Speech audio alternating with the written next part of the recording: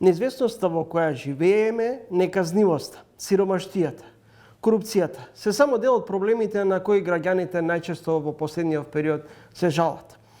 Проблемите кои произлегува од енергетската криза и економската криза дополнително создадоа главоболка кај обичниот граѓанин. Дополнително на овие проблеми, општеството ни е поделено по разни основи.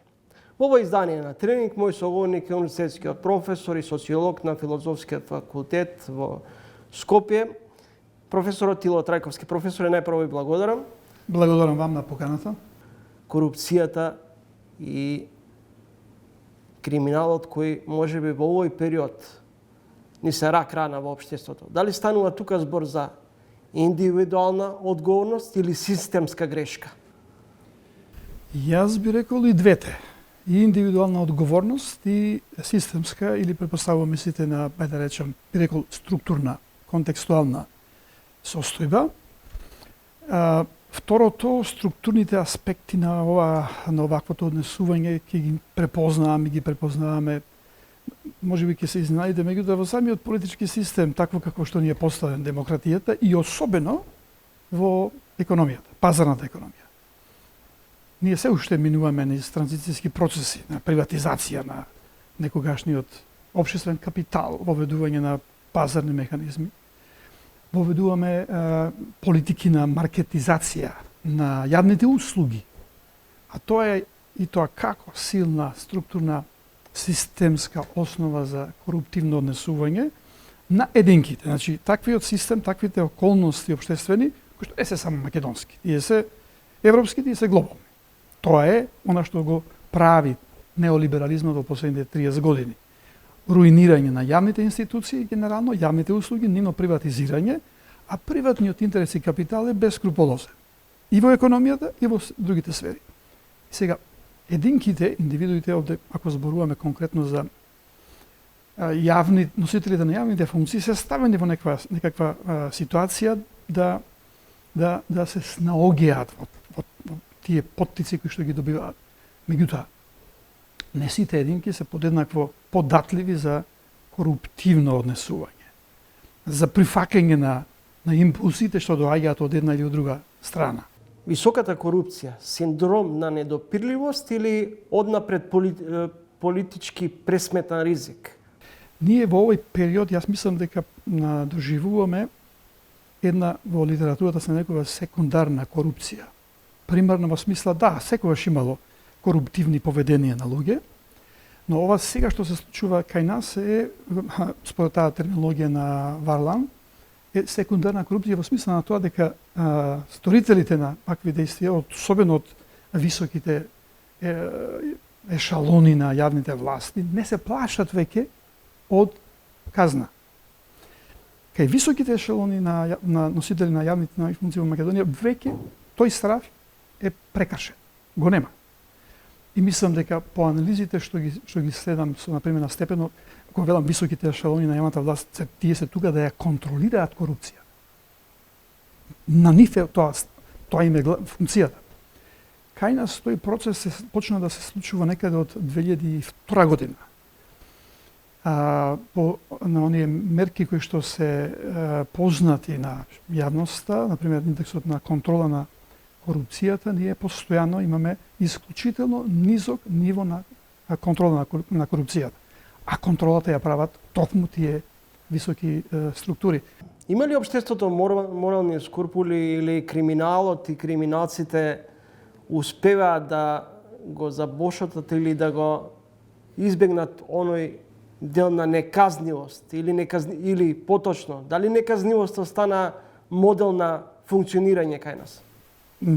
Убеден сум дека да. Значи, во јавните институции се регрутирани луѓе, особено на челните позиции се регрутирани луѓе кои што на даден момент, на даден сигнал, не знам дали е телефонски или е со вака лице в лице средба, ќе го испорачаат тоа што им се бара. Кај нив нема крупор. Значи, степенот на коруптивноста е дојден до тоа мера да навистина го заслужува името корумпираност во смисла на расипаност.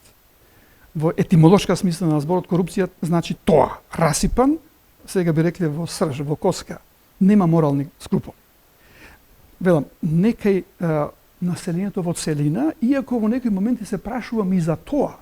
Затоа што ви имате, за вчера бе објавени последните податоци од истражување на јавното мнение, каде најголема доверба ужива, претходно го споменав, претходниот премиер, кој што ја одбегна затворската казна, а имавме толку многу сознание и информации дека нели во тој период државата беше заробена. А сепак тој ужива најголема доверба според последните анкетни истражувања. Значи, знаете како, кај нас корупцијата е манифестација на политиката. Од тука произлегува. Професор Трајковски, каква генерација оставаме во ситуација кога меѓу граѓаните, и меѓу младите владе песимизам, апатичност, ситуација во која најголемиот дел од младите или па дури и добро ситуираните луѓе ќе ви речат овде нема амбиент за живот и перспективата ќе ја бараме надвор од границите на државата.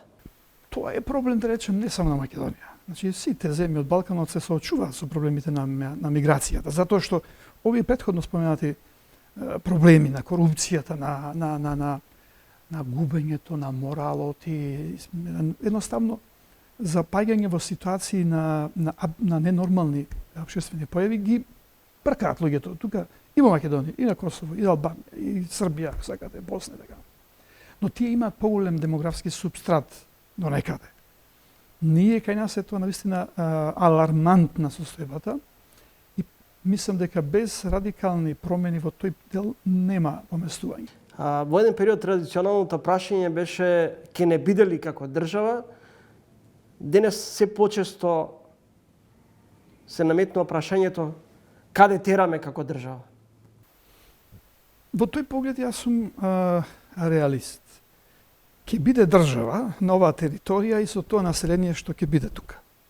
Значи, таа територија, тоа население нужно ќе биде организирано како држава. Ама каква ќе биде државата, тоа е прашањето. Како ќе се организира, по кои норми ќе се води, така натаму. Во тој поглед сепак јас мислам дека Европската унија и има стратешки интерес во однос на оваа територија и на ова население и дека продолжувањето на процесите на интеграцијата ќе значи јакнење на елементите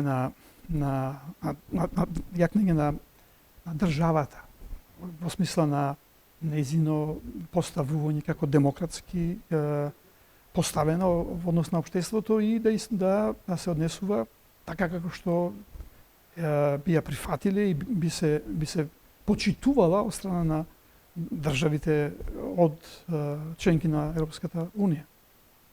Еден мој соговорник во тренинг вели ние сме држава во која владе егоизмот. Тоа дефинитивно. Се согласувам со тоа. Во време кога преовладува егоизмот, големата шет за профит, за брза добивка, стекнување на пари, така натаму, нема просто да се изгради заедница. Може да се направат групации, ваква или онаква, со современиот термин на општествените науки, дека негативен социјален капитал, кој што им е карактеристичен на мафијашките групи, на посебните парцијални групи, ма тоа не го прави општеството заедница. Тоа ќе го направи еден агрегат, збиштина од народски кажано рогови во вреќа. Секој вличи на своја страна. Кај нас тој дел малку се колективизира преку етничките, можеби верските елементи, но тие не успеваат да го контролираат егоизмот внатре во своите редови. Можеби за еден дел не вдаваме ги. И во тој поглед, јас како социолог всушност се прашувам дали ние понатаму конституираме, правиме општество, ако нема солидарност, нема емпатија, соживување со другите, во делот на водењето на работите, нели? Особено кога се гледа ваква ситуација на не знам, не би рекол дека не се соочуваме со феноменот на моралната паника, бидејќи населението се прилагодува. Меѓутоа, барем кај еден круг на луѓе кои што, еве и вашите прашања се во таа насока, кои што чувствуваат дека нешто темелно не е во ред, се покренуваат некои механизми на реакција. Прашањето како тоа да стане по мотивирачко за поширок круг на луѓе да го контролираат собствениот егоизам, собствената алчност. Професоре, зошто во 21 век се уште сме можеби заробеници на минатото, не се осврнуваме на сегашноста, на иднината која доаѓа во ситуација кога светот произведува и влегува во нови предизвици, во нови знаења, во нови технологии. Во тој поглед човештвото од време на време се соочува со такви состојби. Мојата надеж, да кажам, е во тоа дека нема да се случи најдраматичното, кое што ни тропа на вратите со војната во Украина, ама и со случувањата во соседството.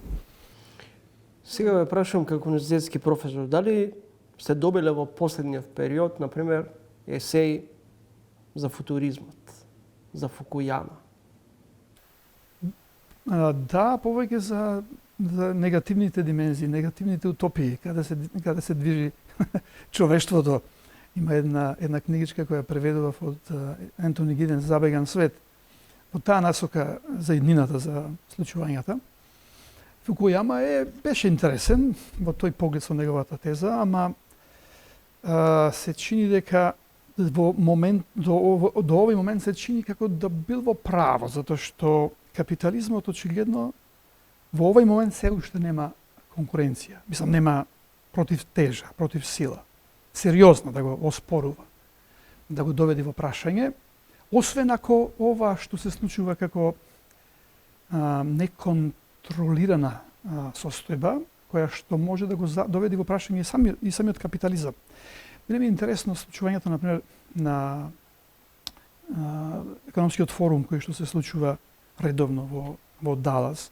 Ке видите дека најмоќните луѓе во економијата, во бизнисот, така натаму, покажуваат некаква загриженост за состојбите во светот, за движењата во светот. Но тоа повеќе се сведува на некаква така морална позиција, а малку во однос на мерките кои што се превземаат на глобално ниво за намалување на сиромаштијата, намалување на миграциите, бидејќи се празни, добар дел од светот се празни и се движи главно кон јадрото на светот, западноевропските земји и Америка. Зошто не ги поддржуваме богатите и се продлабочи тој јас помеѓу сиромашните и богатите? Како и поинаку да биде во време кога социјалната стратификација, значи порастот на нееднаквостите помеѓу луѓето расти до драматични размери. Бројот на сиромашните постојано се зголемува.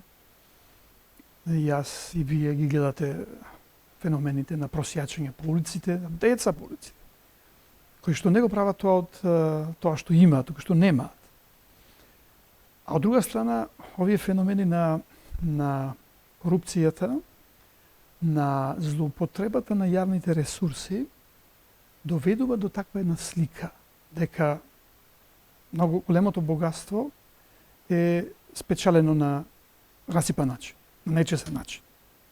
При тоа, јас сум свесен дека има луѓе од бизнис секторот кои што предадено работат, честно, меѓутоа факт е дека преовладуваат овие другите. Доминантниот начин на мислење, на гледање на работите ги го формираат други. Така да од таа страна мислам дека тоа е реакција повеќе очајничка на состојбата во која што се наоѓа масата. Во општество во кое што средната класа се пауперизира, се осиромашува, не може да очекувате да има урамнотежени ставови, гледања, погледи кон работите. Се јавува егоизмот, но оди паралелно со, за кој што го споменавме претходно, оди паралелно со љубомората, со зависта. Затоа што и богатите толкавото натрупано енормно богатство го прават од истите таквата завист, алчност да се постигне што повеќе и повеќе во тој дел. На крајот нема да ве прашам што очекувате во 2023, но што не би сакале да се случи идната година? Добро е прашањето и мислам дека претходно споменав. Не би сакал да се случи ескалација на ова што го имаме, војна. Навистина, јас сум сериозно загрижен дека работите одат во таа насока. Не само со случувањата во Украина, туку и во нашето соседство, а генерално кризата во која што се завлезени најголем дел од представничките институции, парламентите, владите, недовербата која што постои меѓу нив. И порастот на нееднаквостите на глобално ниво, мислам, многу потсеќаат на состојби кои што ги знаеме историски предвоени, кои што многу лесно можат да бидат искористени. Овој гнев, ова незадоволство, ова завидливост може да биде искористена од популистички лидери кои што ќе ги покренат масите во таа насока. Постои опасност при ситуација, како што велите, на гнев, на незадоволство, да се соочиме со социјален бунт?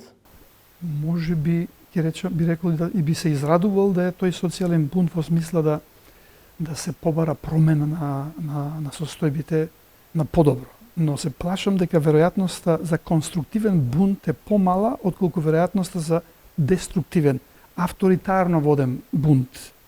Затоа што анализите покажуваат дека авторитарноста расте. Очекувањата од цврста рака, од лидер кој што ќе смени работите, расте не само кај нас, туку и пошироко. Ви благодарам за гостувањето во емисијата и ви посакувам успешна 2023. Ви благодарам вам за поканата, среќни празници.